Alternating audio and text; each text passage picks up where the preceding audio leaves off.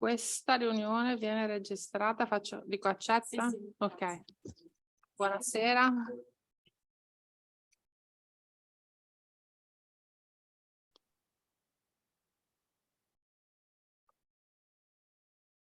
Quando lei mi dice? Ok.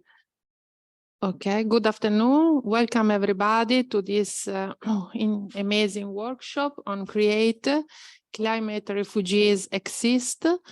At first, we have Mr. Nicola Casagli from OGS for a greeting. Please, Mr. Casagli. Okay, thank you very much, dear all. As President of the National Institute of Oceanography and Applied Geophysics, I would like to thank you, all of you, for the participation in presence remotely to this final event of the project CREATE, that it stands for Climate Refugees Exist. Let's start to talk about it. My acknowledgement go to the speaker, Dr. Matteo Valentinuz and Dr. Marco Reale, and to the moderator, Professor Sara Tonolo, and to the University of Trieste for hosting this event. Today, we will talk about two important aspects that are also related to the Sustainable Development Goals of the United Nations. The first is climate change, and the second is the impact of climate change on displaced people and refugees. As you know, the global warming and the sea level rise, and also the alteration in rainfall distribution and intensity, and all related extreme events are making the living condition of many people increasingly precarious, forcing them to migrate. Raising public awareness on this issue is always a very complex task, and it's indeed in the spirit that the CREATE project has been conceived and developed. This project, coordinated by OGS and cofunded by the Central European Initiative, which I take advantage to thank for the continued support, aims at fostering science diplomacy as a key instrument for finding common solutions on climate change and refugees by involving scientific and local communities. The project uses the unconventional and innovative method of a focusing and participatory approach and encouraging stakeholders from different backgrounds to engage in in-depth reflection. Today, the project reached its final stage, and I would like to thank all those who has contributed to the success of it, starting from the OGS staff members, as well as colleagues of the Central European Initiative and all partner institutions. Wishing you an excellent event. Thank you very much. Thank you. Thank you again to OGS and to Central Europe Initiative for supporting this project, and thank you for the invitation to University of Trieste. I see here some of my students of the course of Public International Law. They are very kind to be here at the end of the course, and I see many people remotely connected, so welcome everybody. Let me introduce our speakers. Marco Reale is the first one, and thanks to Flavia Rolli for the perfect organization. Flavia Rolli is graduated at the Trieste University. Marco Reale is a scientist with an impressive curriculum, specialized in climate modeling, and is going to speak us about science, climate change, and migrations. Please, Marco, the floor is yours. So thank you for giving me for very nice introduction and for giving me the opportunity to talk about climate change, and very interesting topic, I would say, because also I had the opportunity to learn something about this topic just for preparing the presentation. So essentially, I'm a climatologist, and I work as a research scientist at the National Institute of Oceanography and Applied Geophysics. And the topic of my research is climate modeling. And essentially, just to summarize, is applying a mathematical technique to analyze to simulate the dynamics of the climate system. I'll just wait for the first slide.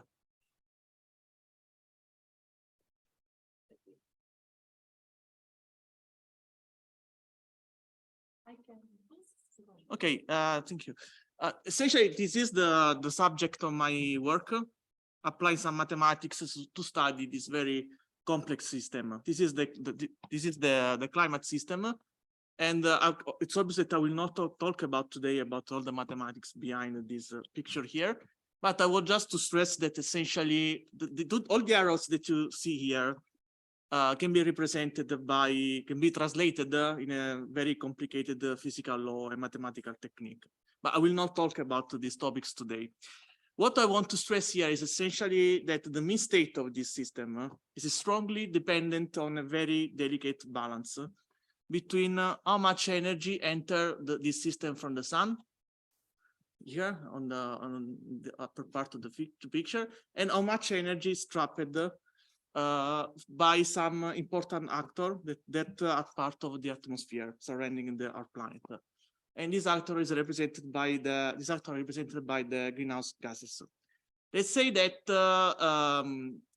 in the last more or less 300-400 years, the humankind has been working very well in altering this very delicate balance. And essentially, since the Industrial Revolution, the humankind has begun to add continuously increase the concentration of the greenhouse gases in the atmosphere. And what does to go ahead with my presentation? It's working. Next slide, please.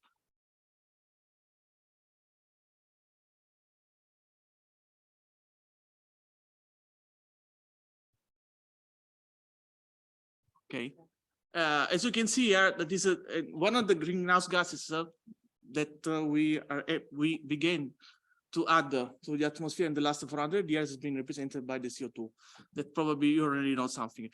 If you look at this picture on the left, this is essentially the temporal evolution of the CO2 in the atmosphere in the last 800,000 years. Okay, so there are some periods where the CO2 is higher with respect to the present, and I mean, not with respect to the present. There are some periods in the Earth history where the CO2 in the atmosphere was very high, the concentration, and some period where there are some minimum. But if you see the last 400 years, the CO2 concentration in the atmosphere is skyrocketing, essentially. And if you zoom on this part of this curve, you can see that starting from the 1960s, the concentration of CO2 in the atmosphere has increased more or less of about 100 ppm. This curve is famous for all the people working in my field. It's called the Keeling curve. Charles Keeling was a scientist working in the Mauna Loa University in Hawaii. Probably was bored by the great weather there. So he began to take a measure of the CO2 in the atmosphere. And this is the final result. Essentially, you can see in the last, you can see essentially comparing these two figures that presently the level of the CO2 in the atmosphere is at the highest points in the last 800,000 years. Next slide, please. I can't check. Please. Yeah, okay. Yes. Oh, no. Back. Okay, this is. Okay, perfect. Leave the check. Okay. Essentially, the final result of increasing the CO2 concentration in the atmosphere is that the humankind is warming the surface of the atmosphere and the surface of the planet. So if you see, for example, this picture, all the picture that you will see during this presentation are taken from the IPCC report. So I'm not inventing anything. I didn't do any analysis for this presentation. Everything is available for free if you want to have a look at. So essentially, you can see that we were able to warm to increase the temperature of our planet, and this warming is present in both observational data. This is the black line. Observational data are essentially real data, measured taken in some points on the global scale, but also the same warming is present in the climate models. Sometimes people argue against the climate models. They are just some toys that people use to to play with. But you can see here that climate models are very trustable tools to study the climate dynamics because they are able to reproduce the warming of our atmosphere. Next slide, please. It's obvious that the warming of the temperature has become also a political issue, and starting at least from the end of the 80s. In fact, in 1980, there was this scientist, James Hansen was a scientist from NASA. He was called to testify in front of the Senate, US Senate. Essentially, this date was very important for climate science because 1980 was the date when IPCC has been established.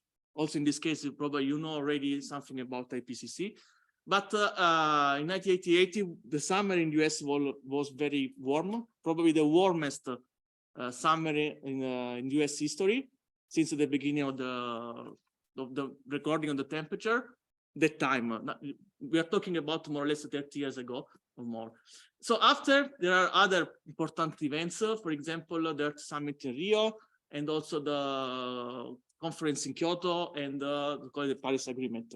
Well, let's say international, and I mean, after these events, essentially there were some international effort to cut the CO2 emission. But personally, I can say that we are still far from the objective expressive in this protocol. Next slide, please.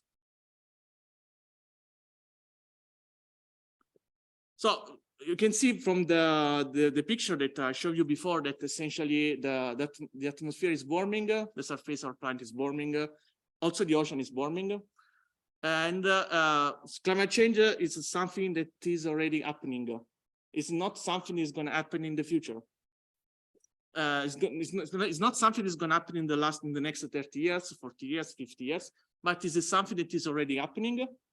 Probably if you ask your parents, relatives, whatever, about the future of the summer here in Trieste, maybe 30 years ago, probably summer will be, the description will be a little different with respect to, for example, the summer this year and whatsoever.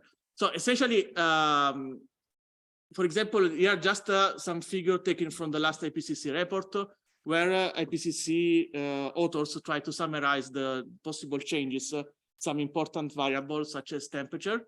For example, hot extreme are essentially anomalous values of temperature with respect to the average value for a certain area. So you can see that the color of this picture is red everywhere, which means that the global warming is something extremely, what can I say, uniform in terms of mechanism, but eventually the magnitude sometimes is different depending on the area.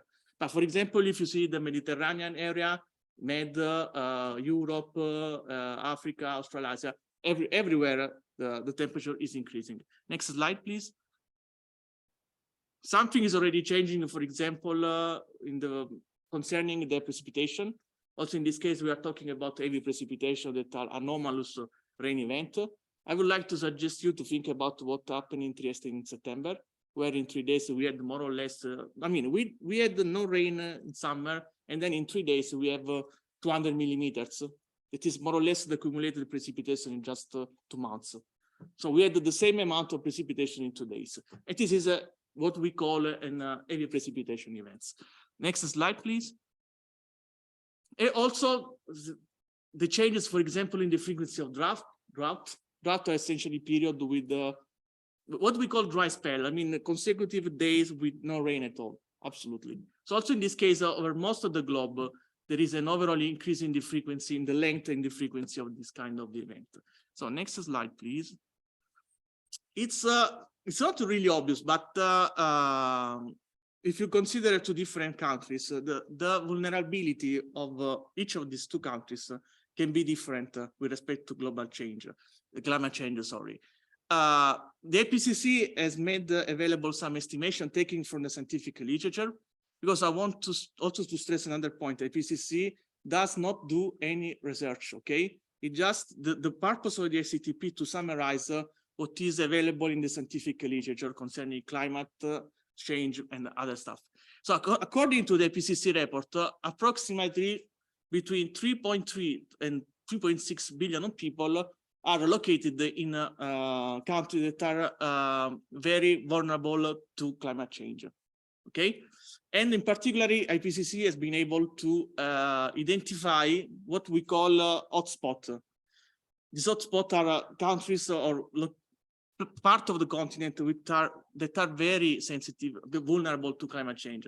So these countries are located in West, Central, and East Africa, South Asia, Central and South America, small island, developing states, and also the Arctic. Also, the Arctic is an area very vulnerable to climate change. This vulnerability can also be influenced by several factors. For example, can be higher relocation with poverty, governance challenges, and limited access to basic service resources. The country characterized by the presence of violent conflict and high level of climate-sensitive livelihood. For example, the presence of high density of smallholder farmers, fishing communities, whatever. And can be also strongly influenced by inequity and marginalization that can be linked to gender, ethnicity, low income, combination, therefore. I want just to make a simple example. If you want to compare Venice and Bangladesh, both area can be affected by flooding, coastal flooding. But somehow in Italy, we were able to build the MOSA to protect Venice in the next, let's say, 30, 40 years. Probably in Bangladesh, they do not have enough resources to do the same, I would say. Next slide, please. So climate change is increasing the frequency of extreme events, but it has also the potential to trigger major sudden social transformation. In particular, it can be produce a specific shift for a particular state in the social, let's say, context of a country to another one. That's called the tipping points. Please, could you please, because there is a list of. You just need to put enter, push enter. Let's say, okay, perfect. Yeah. So we can produce the shift from sporadic losses to chronic losses. We can produce a shift from a peaceful situation to a violent situation. So let's think about if you have to fight for the resources, for water, for food, whatever. Can also produce a shift could also produce a shift for democracy to an authoritarian regime. For example, if you want to stop the violence, you need to change the political regime, probably. For an inadequate level of available food for people to famine or to force people to migrate. Next slide, please. And enter. Okay. If you remember the picture before, I said that climate change is something that is already happening. But also the migration somehow related, or displacement somehow of people somehow related to the climate change are already taking place. But according to the IPCC report, most of this migration are still within countries. And there are some specific climate events that have been identified as able to push people to displace from their original place, such as tropical cyclone and flooding, for example, or drought in sub-Saharan Africa, part of South Asia and South America. There is obviously a component of international migration, but it's smaller with respect, for example, internal migration, for example, and is essentially a displacement between continuous countries that are, most of the case, these continuous countries have a labor migration agreement and or long-standing cultural ties. Okay. However, probably the situation in the future could change, but this is something very complicated to model, in the sense that these things could be strongly dependent on the region of the world you consider, the climate driver, obviously, pattern of population, growth, adaptive capacity of exposed population, international development, and migration policy. Next slide, please. For example, there are in the IPCC report some examples related to different parts of the globe. For example, one of the hotspots for the vulnerability is represented by Africa, and the results in the summarized in the IPCC report essentially show that with climate change there would be probably an increase in the migration. especially internal and rural to the urban migration. I mean, essentially from a rural area to urban area. For example, it's expected with an increase in the global temperature of about 1.7 degrees by the mid of our century. There are some estimations that show that probably between 17 and 40 million people will migrate internally in the sub-Saharan Africa. And this estimate will probably the number of people moving will increase till 86 million if the level of global warming will reach more or less 2.5 degrees. For example, also one of the drivers is represented by the sea level rise, which is expected to produce the displacement of more about 700,000 people out of this African coastline between 2020 and 2050. Next slide, please. Probably these people moving will need also, will present, will show, they will ask for asylum. And also in this case, it looks like there are some studies which show, please enter, okay. We show essentially an increase in the asylum request by the 34% across Africa in Europe if the level of global warming will be more or less 2.2 degrees.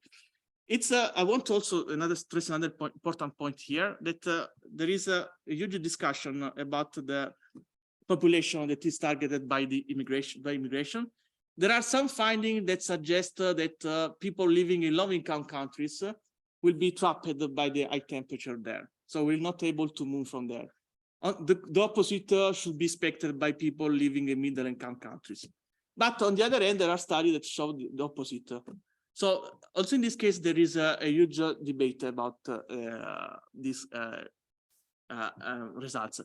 And finally, also additional evidence show that probably the people that can live for a country probably will be more educated with respect to people remaining in the same country, and this probably will lead to a kind of brain drain of for a certain country. Next slide, please. So this should be more or less enter. Okay, this should be more or less the conclusion. What I want to stress here is climate change can be a driver of the migration, and we absolutely agree on this point. But probably the migration itself is also depending, the response of population to climate change will be probably strongly influenced by economic, social, political, and demographic processes. So establishing a relationship between climate change and migration is a little bit difficult. It's not that easy. And this is because climate change, the science of climate change is complex enough. I can absolutely support this statement, because for us, sometimes it's also complicated to attribute a single extreme event to climate change. It's not an easy task. The causal link between an environmental and economic factor is subjective sometimes. Okay, there is a flood, I'm leaving, but you want to leave just for the floods, because you or because you are looking for a better economic condition. And isolating the role of the climate change for other factors from this point of view is a kind of step into the dark.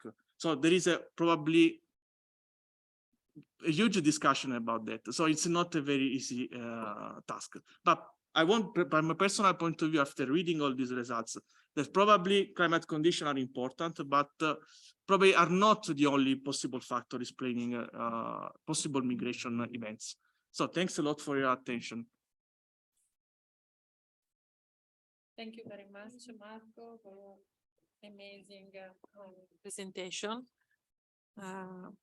We should say food for thoughts, and this is a good example of how different research institutions can cooperate in Trieste University.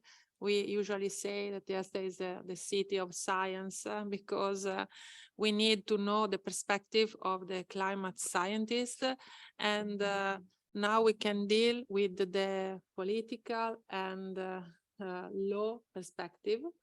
With the next speaker, that is Matteo Valentinuz. Let me introduce Matteo. Is officers at the UNHCR, the United Nations High Commissioner for Refugees. And I have the pleasure to work together in different times, and also at the Territorial Commission for the International Protection. The topic of Matteo is international protection claims in the context of the adverse effects of climate change. Please, Matteo, the floor is yours. Thank you, Sarah. I feel home, so thanks. I feel among colleagues and friends. We have worked together over the last 3 years and start this cooperation and this dialogue. And I'm grateful even to Marco for his nice speech, because my duty will be to catch it and follow up his thoughts. I'm grateful to Marco for his reflection, because he set the tone of this discussion, and he helped us like we do with our phones when we want to send on WhatsApp and we want to pin. He said, where we are. I'm here. And so evidence-based, Marco reminded us where we are and from where we should start discussing. On the other hand, I'm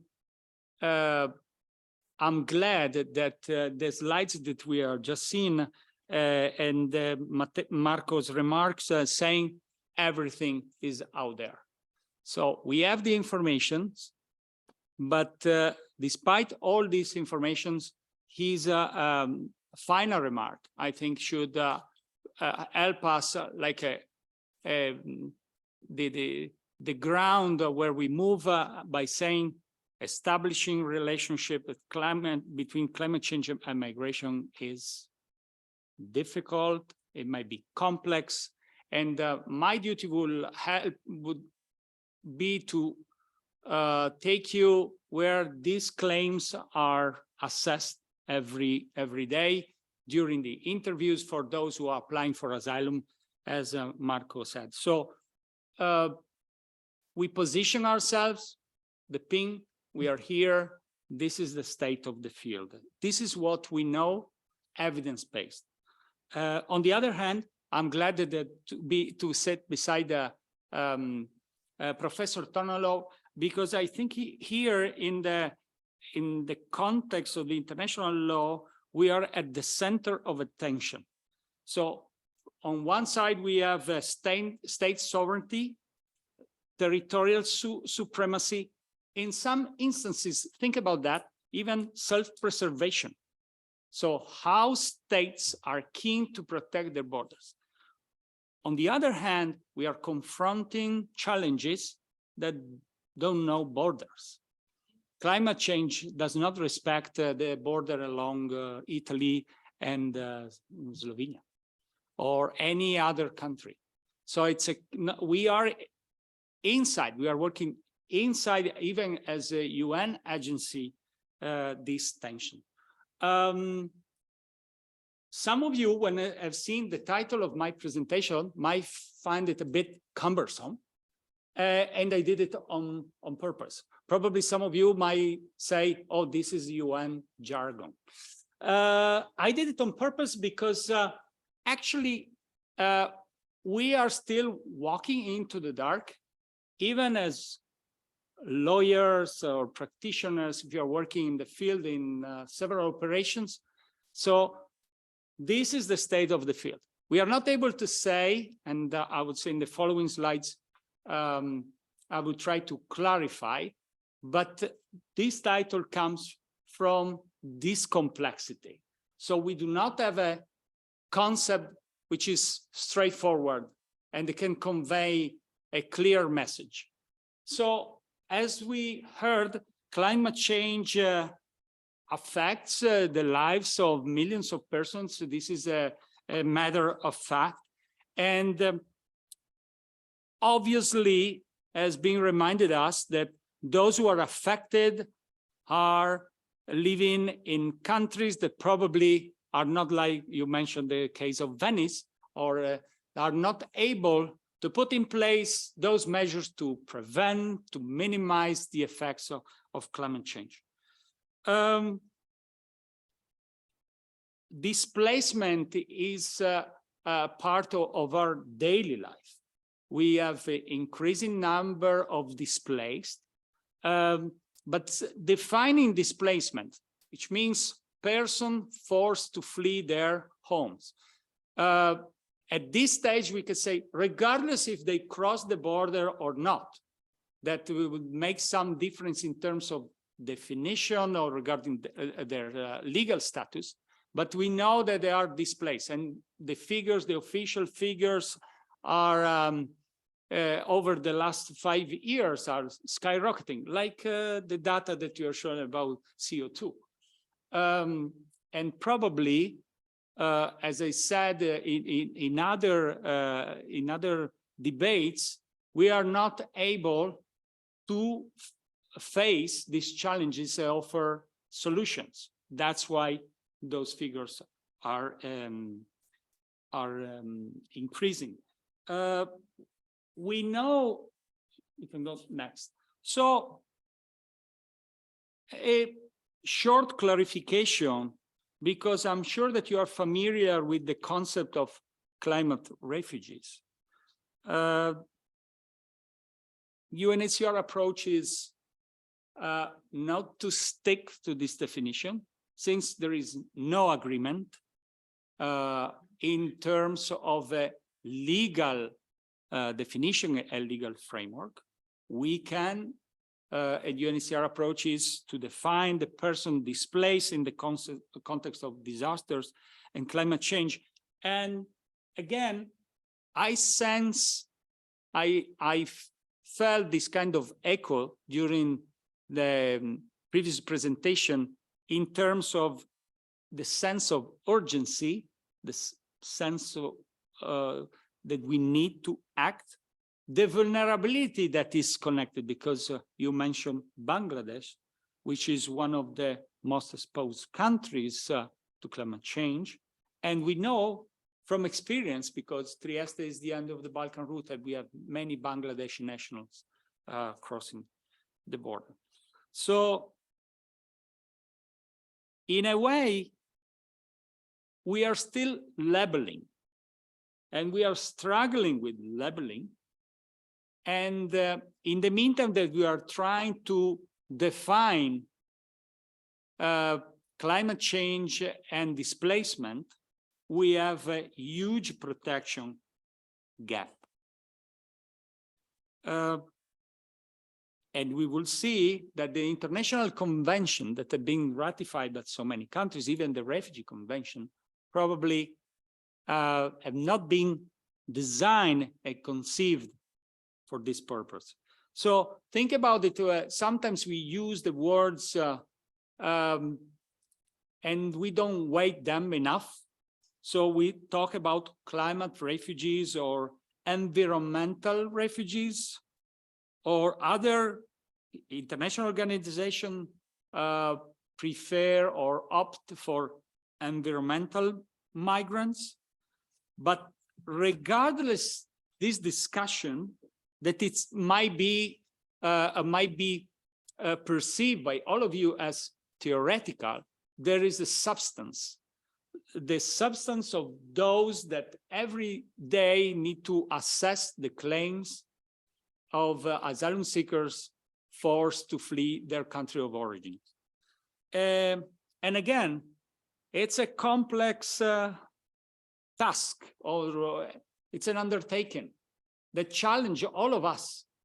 And let me tell you, since we are among friends, I'm here to reflect with you, since I have no strong conviction about this topic, and not a solution or a quick fix to offer.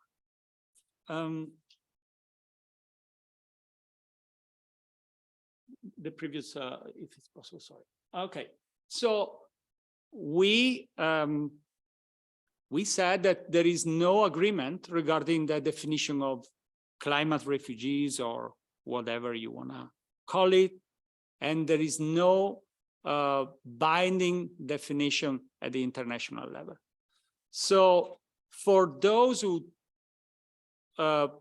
work on daily basis and assess the asylum seekers' claims, we need to navigate with the legislation and the provisions that we have at our disposal. I know that Professor Tonolo had briefed some of her students on the refugee definition.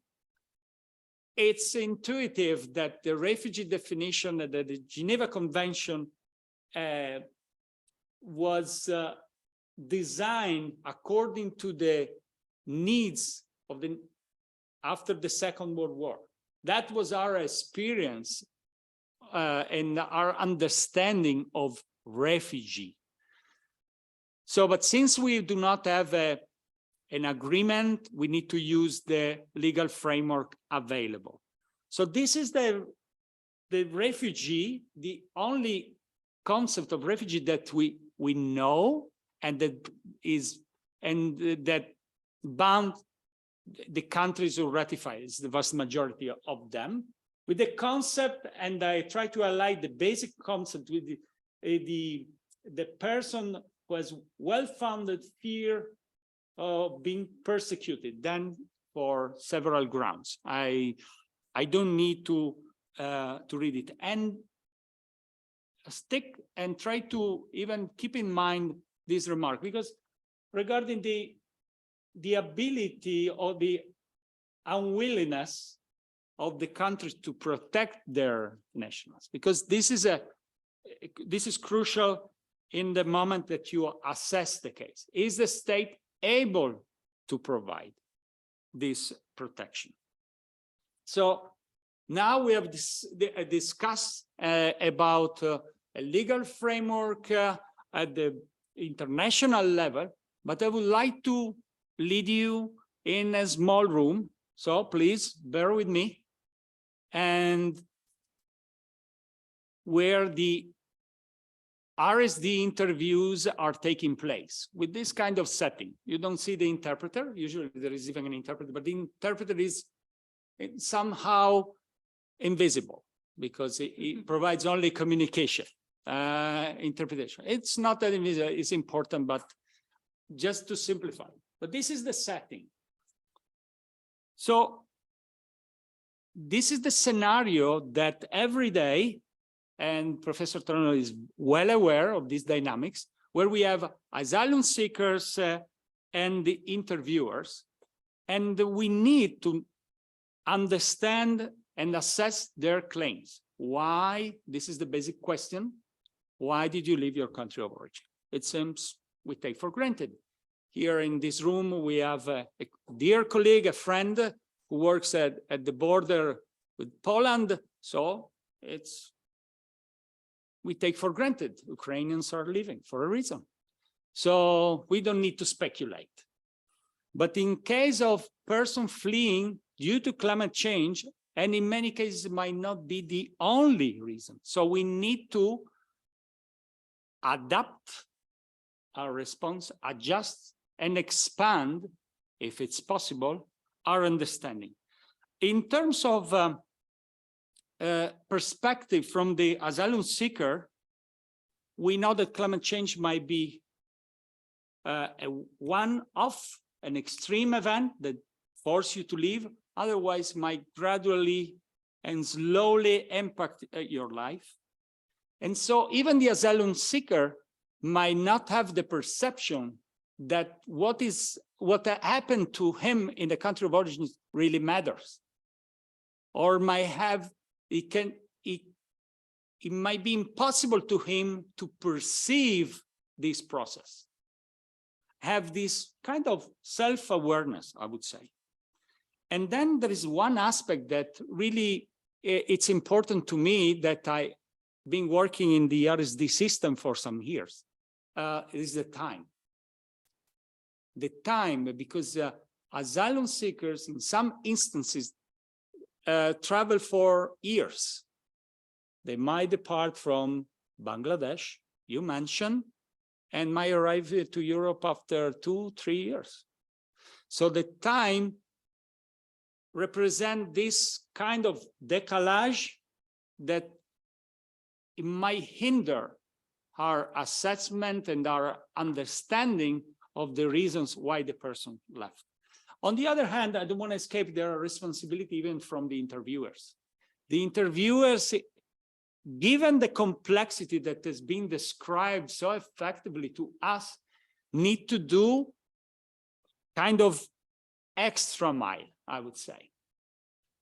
They need to go under this surface where you can have a claim, I fled for several reasons. This is not a place to say that, but the underlying motivation and reasons might be determined even by the climate change. So we need to expand our approach, because this is the only way to respond to the needs of those who are fleeing their country of origin. And I think you will understand, since I do, as this is my I would say my work, but this is my life. We should not forget that when we discuss about forced migration, whatever are the reasons for fleeing, we have human beings involved, and especially from vulnerable countries, regardless their profiles. They might be children, women, or elderly, or they might be even traumatized, not only by fleeing, but even along this long journey that I described. So I think we should expand our views and try to adapt the legal framework that we have at our disposal. It has been already mentioned, and I think this is one of the elements that are overlapping with climate change and violence. And we know there is this kind of interaction. In some reports and some documents, it's suggested this approach in terms of nexus dynamics. So there is not only that has been confirmed even during the presentation by Marco Reale. This nexus dynamics means that not only climate change might impact and force persons to flee, but might overlap somehow with conflicts and violence. Think about, I would make you an example about Afghanistan. Afghanistan is a war-torn country, has been at war for several reasons over the last 40 years. But then think about poor management of water resources that cause violent flash floods that are now quite common in some areas of Afghanistan.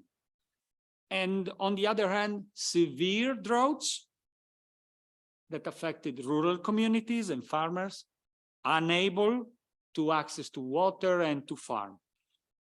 On the other hand, this lack of understanding, the lack of a functional government, created even the conditions or the opportunity for militias, for Taliban to recruit and to exploit jobless farmers who were seeking simply a way to survive. Or in other cases, force them to flee.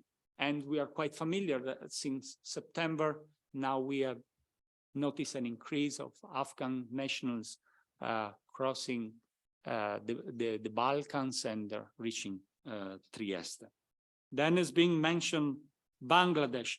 Other areas like the Sahel region, we know that several countries are under the pressure, and then distinguishing has been mentioned conflicts between farmers, herders are causing violence. And these categories are vying for access to resources. Obviously, many civilians may be affected, and they might be forced to flee. So why I made this in context? Because the definition of refugees that we have seen before, so the well-founded fear of being persecuted, needs to be assessed in a wider way. Of course, there are some tribunals at the local, international level who have recognized the link between climate change and human rights violations. But since I'm a lawyer, so we need to stick to definitions, especially when we have to assess refugee claims. And we need to do forward-looking assessment. So what is going to happen to this person in case of return? Is it plausible that the person has a well-founded fear of being persecuted because his right to life is at stake? I think there are multiple layers that need to be assessed, and we need to promote, even among interviewers, I'm sure that Professor Tornolo agrees, have a holistic approach when interviewing asylum seekers. On the other hand, and I'm grateful again to the previous presentation, that given the refugee definition as a limited scope, I would say, we know that the most vulnerable to climate change are specific categories, specific groups. And when I say groups, I mean not only minorities, because sometimes when they are in a society where the relationships are at strain, usually minorities are overexposed or persecuted. But even the most vulnerable, I think to women or specific profiles, we have journalists, we have activists, but even children. Since we have so many children, I speak to an audience here from Trieste. So we are quite familiar. We have so many unaccompanied children. And before being here with you all, I was discussing with Professor Tonolo, and I was telling her that we have identified an Afghan unaccompanied child who is 8, and has been on the move over the last 12 months alone. So these are the profiles, and these are the asylum seekers that we see on daily basis. So wrapping up my reflection, I would say that it's true, we do not have an ad hoc legal framework. Probably we do not offer to the practitioners, to the interviewers, enough legal basis to feel comfortable. On the other hand, we should be proactive in suggesting, in promoting a comprehensive approach, and even a better understanding of the information regarding the country of origin. Because it's being mentioned Bangladesh, but I think this example might be extended to many other countries. I have the feeling that we are not able to properly assess those cases because our understanding as lawyers is still limited. And so, and that's why I'm happy to be here, because I think this kind of relationship, cooperation, exchange of thoughts between scientists, lawyers, practitioners, I think can enrich and can help us to protect those who are exposed to climate change, to violence, to conflict, and they cannot safely return to their country of origin.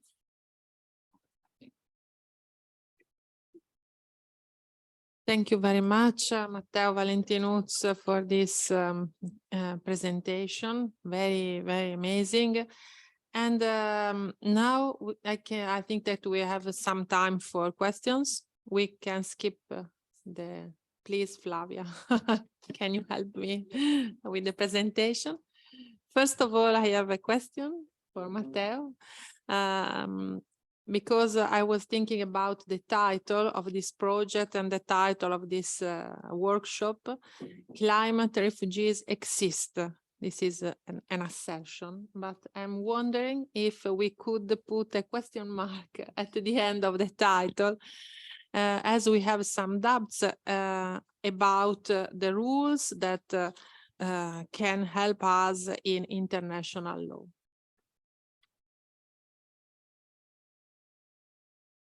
Okay, we didn't agree on that question, but anyway. No, of course, it's a surprise. No, it's a surprise.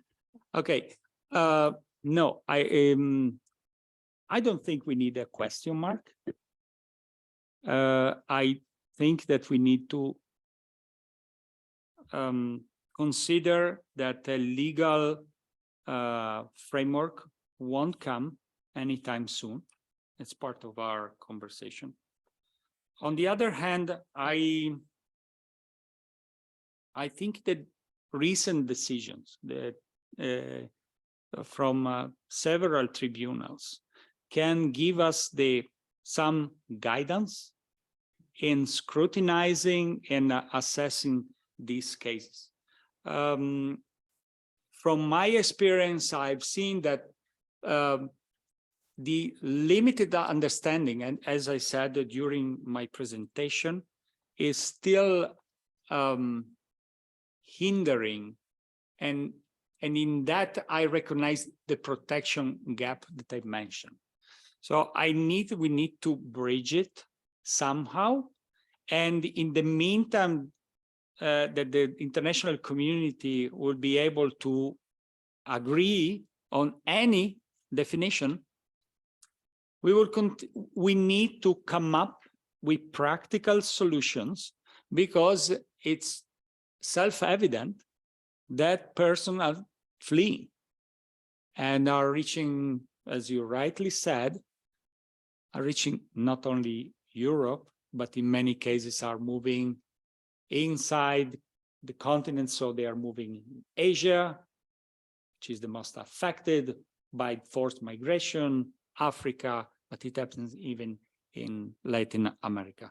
I think some guidance from some courts, or even what I mentioned, the Etiota case, I think it's relevant, despite the applicant, sorry if I resort to these technicalities, despite the applicant was not given recognition, but on the other hand, we receive a threshold which is very high to be met during an RSD interview, but somehow offer us a viable path to be followed as lawyers. So I think that we have some seeds out there that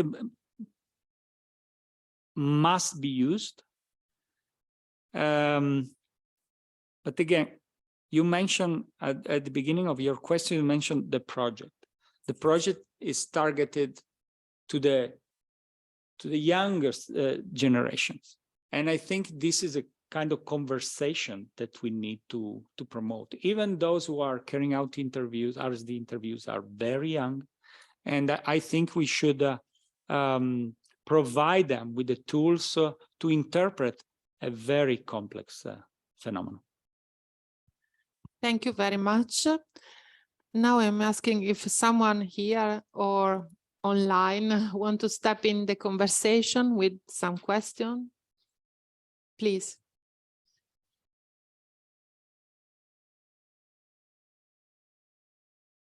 Yes, please.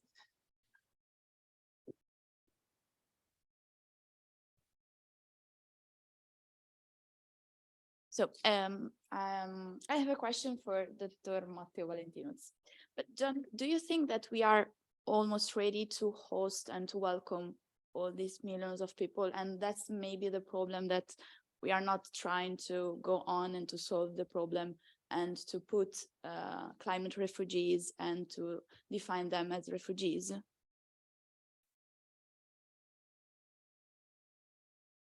Okay, this is another tricky question, and since there is a colleague of mine here, I cannot, how can I say? Anyway, I think your question overlaps several issues. When it comes to forced migration, I think we have the duty to be clear. One of the challenges faced by any country, receiving country, might be Poland, Italy, USA, it's to distinguish. This is the challenge that we have. This is the challenge of forced migration, because the reasons that might force you to flee might be several. We are aware that many are moving by the simple fact that they want a better life. And there are no shortcuts that I can offer. I think this is the challenge. Sometimes we are afraid or paralyzed by the figures. You know, there is a lot of gaslighting regarding figures. But I think we need to stick to the point. It's a complex issue, and we have a variety of motivation for those who are moving, and we need to scrutinize them and distinguish those who are moving because they are persecuted, because they flee from violence, from those who are moving for many other reasons. I think I have no quick fix to offer. I know that there might be challenges for our countries that are perceived as the receiving countries or under pressure, but this is the reality. And so I have no quick or alternative ideas to offer. To me, what is relevant is to offer to the audience, to the public opinion, to university students, to whoever, the tools to understand why persons are moving and the reasons, the underlying reasons. Then this is the process, and these are the times where we live in. Thank you, Matteo. We have a question from Marius, remotely connected. Please, Marius. Hey, hello.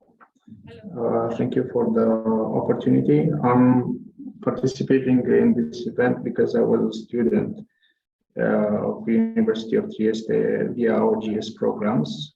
Marius, please wait a moment because we have a problem with the volume. Please, could you kindly repeat your question? Sure. So once more, I'm participating to this event as I was a student in Trieste via the OGS programs. And I'm currently working as a financial manager for NGOs, for different NGOs, also with different missions. And listening to your discussions, I was wondering, is there a long-term plan? Is there a long-term plan or scenario in discussion at this point? Because now it seems like this is an inception phase, but what is the long-term thinking? What is the long-term approach on this? This is my question. Thank you. the long-term solution for climate change? This is a question for Marco, of course. Thank you, Marius. Please, Marco. I mean, people or maybe better politicians are discussing the possible solution. I don't see so far any solution suggested and then applied. Let's think about the last COP27 or COP26.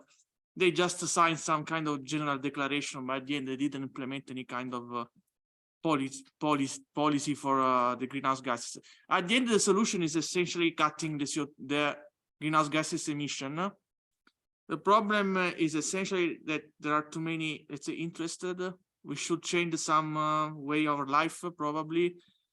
But also, if we were able to stop the CO2 emission tomorrow, completely stopping the CO2 emission tomorrow, we probably will need at least 30 or 40 years to stabilize the climate in some way. So the only solution on long term would be cutting the CO2 emission. The last IPCC report was suggesting by 2050 to include also negative CO2 emission, in the sense that we should begin also to remove CO2 emission, CO2 from the atmosphere in some way. But so far, after also the last COP27, I don't see any specific plan applied for to accomplish this purpose. That's the problem, essentially.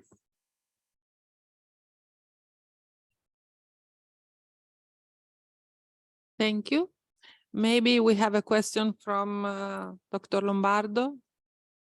But before, I have to invite the OGS staff to present the play, the role play that we are going to have after this session with the students of the University of Trieste. Please, Marta.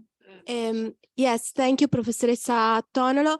Actually, before introducing the play, I would like a little bit to wrap up and to share with you the idea of this project, why we do promoted this kind of events with university, with our researchers, with the UNHCR, and then to share with you and with the audience online what we did about this project and about raising awareness. My name is Maria Zanenghi. I'm in charge of international cooperation at OGS, and with my colleagues, we have thought that there is a need to bridge science and policy and to contribute to the so-called international science diplomacy. So with this seminar and as a final event of the CREATE project, we try to demonstrate how it's important to create links between science, and we have the contribution of our colleague Marco Reale, and probably policy or international institution as the United Nations agency. This is because climate change is evident, as we have seen from the presentation and the contribution of Marco, and environment migration, if we want to use a broad meaning, as Matteo Valentino said, it's a concrete problem and probably an emerging issue that has to be discussed at the international level. So as also Matteo Valentino said, the same interviewer or person who has to deal with these vulnerable groups because of climate change as one of the elements, because it is a driver, but not the only one. And we have to take into account a lot of other elements like socio-economical, etc. Issues, as we have seen from the contribution. They need to be aware of the topic, which is a really broad topic and complex, as we said. And we, as International Public Research Center, Scientific Center, OGS, we would like to give this small contribution at this step to contribute to raise awareness. And for this reason, for different kind of beneficiaries, we try to build a role play game through cards. And we have the concrete version, the online version. And so I would like to thank again all the person present in the room, all the person online. And I give the floor to my colleague, Giulia Massolino, Communication Officer of OGS, and to present our game. And thank you very much. Thank you. So I just wanted to show you how to reach the game, because actually sorry. Trying to do several things in once. Because actually the game is a print and play game. So today we will play a version that we have printed for to use with our target audiences, but everyone in the world can download it, print it, cut the cards and play it. So the idea of using a game, and especially a role play game, is basically due to the fact that with such complex issues, there are several interests, and this play decide format is perfect to induce discussion in some groups by letting them feel in the problem, so perceive the different aspects of the problem. So if you go to playdecide.eu, you can find there are several games actually, and the one we created is called Create. This is in the Italian version or English version. We will see the English version now, but we will play the Italian version after. And here you can you have to sign in to download it in the 2 languages. There are several story cards, each one representing a different position on topic. So the participants pick a card and they have to play the game as if they were this character. Then there are some info cards, and we would like and issue cards. So the info cards are fact checked, are related to climate change, scientific facts, actually, yes. And then there are the issue cards that instead are the open question that, as we saw today, are so many. And we would like to thank Giulia Casalena or Riela Lalai for the work they have done during the summer, actually, during our hot summer, to find out the contents of these cards. And then we checked, of course, also with Matteo the contents of it. And at the end of the game, nobody's winning actually, but the point is to find a common consensus, so an unanimous consensus on a policy position. There are 4 policy positions already proposed, but the group can also elaborate a personal, like a group position on its own. And it usually happens actually because there are so many polarized opinion on the issue in the framework of the game that it's difficult that all the characters agree on one of the positions. So usually the groups try to merge the positions into one that everybody agrees on. This is useful to of course.